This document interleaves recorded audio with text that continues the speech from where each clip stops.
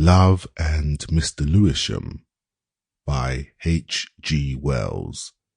Narrated by Sam Cousy. Chapter 1 introduces Mr. Lewisham.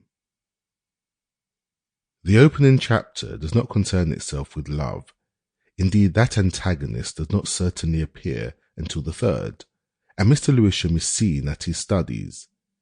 It was 10 years ago, and in those days he was assistant master in the Whartley Proprietary School, Whartley, Sussex, and his wages were £40 a year, out of which he had to afford 15 shillings a week during term time to lodge with Mrs. Munday at the little shop in the West Street.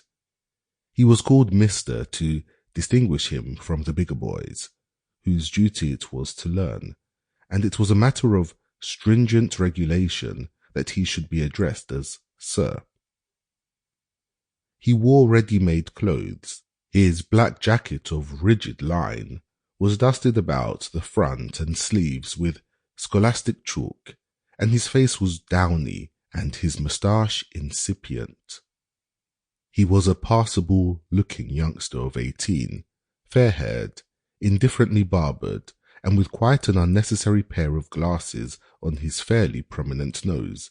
He wore these to make himself look older, that discipline might be maintained. At the particular moment when this story begins, he was in his bedroom. An attic it was, with lead-framed dormer windows, a slanting ceiling and a bulging wall, covered, as a number of torn places witnessed, with innumerable strata of florid old-fashioned paper. To judge by the room, Mr. Lewisham thought little of love, but much on greatness.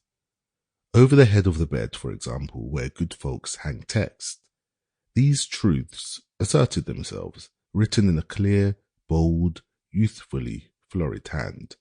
Knowledge is power, and what man has done, man can do. Man in the second instance referring to Mr. Lewisham. Never for a moment were these things to be forgotten. Mr. Lewisham could see them afresh every morning as his head came through his shirt, and over the yellow-painted box upon which, for lack of shelves, Mr. Lewisham's library was arranged, was a schemer. Why, he should not have headed it scheme, the editor of the Church Times, who calls his miscellaneous notes Varia, is better able to say than I. In this scheme, 1892 was it. Sample complete. Ready to continue?